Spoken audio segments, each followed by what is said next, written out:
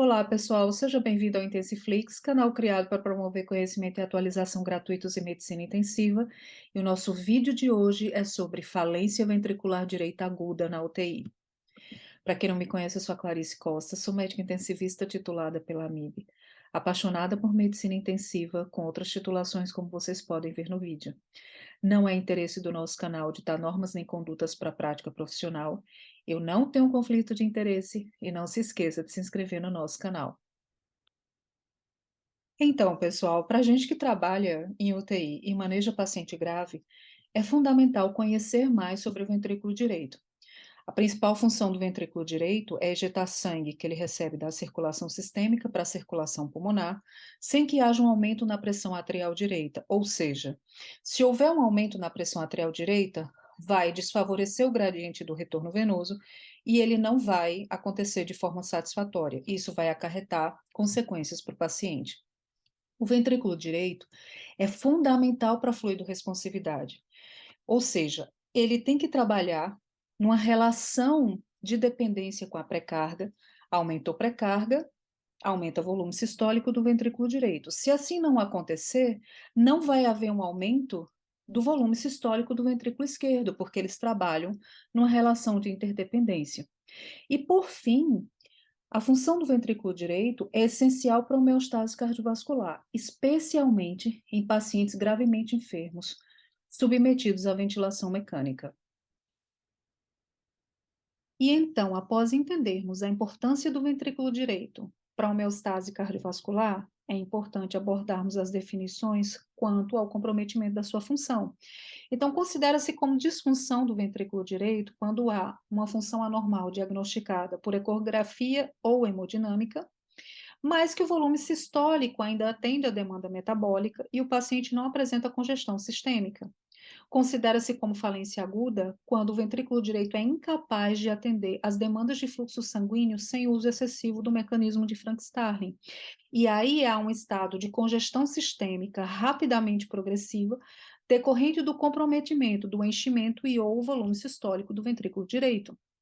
No paciente crítico, a falência aguda também é conhecida como síndrome aguda do coração direito. E aí, devido à falência aguda, o paciente crítico pode apresentar hipoperfusão sistêmica e congestão sistêmica. É importante frisar que essas definições ainda não são uniformes na literatura. Então, a depender da fonte que você está estudando, você pode encontrar pequenas variações em relação a essas definições. E por que que é tão importante conhecermos mais sobre a função e as alterações de função do ventrículo direito para manejar o paciente na UTI? Porque a piora da função do ventrículo direito é um marcador de resultado adverso e um contribuinte direto para a mortalidade, uma variedade de estados de doença na UTI. A disfunção do VD prediz aumento de uso de inotrópico no pós-operatório, ventilação mecânica prolongada, tempo de permanência prolongado tanto no hospital quanto na UTI e aumento de mortalidade. A disfunção do ventrículo direito tem sido associada ao aumento de morbimortalidade no paciente com insuficiência cardíaca e a insuficiência do ventrículo direito é a principal causa de morte em hipertensão pulmonar.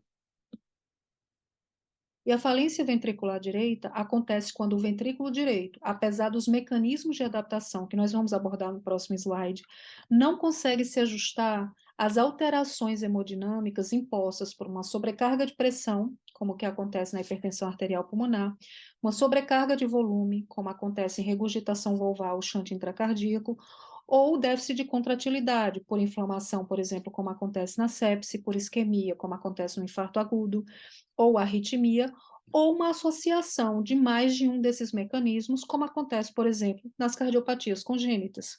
É importante frisar que no paciente crítico que está na UTI, ainda há fatores agravantes que impedem essa adaptação da forma ideal, como, por exemplo, inflamação, ventilação mecânica com pressão positiva.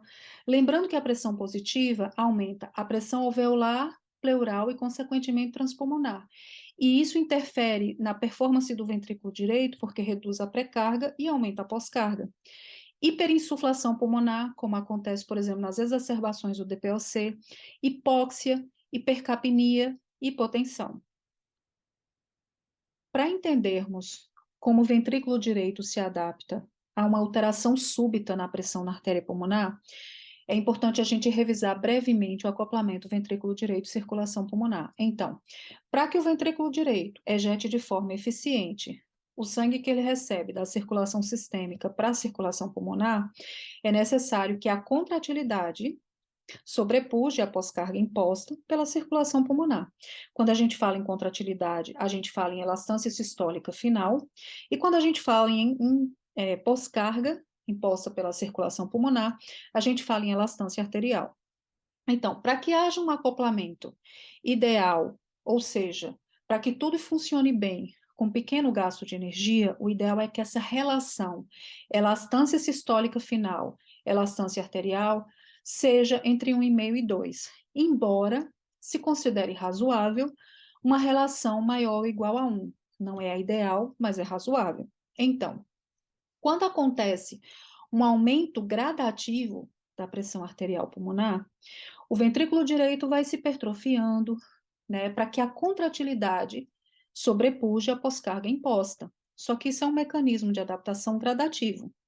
Mas quando acontece um aumento súbito, então o músculo cardíaco precisa dispor de mecanismos intrínsecos que faça com que essa contratilidade sobrepuje a pós-carga aguda imposta pelo aumento na pressão arterial pulmonar.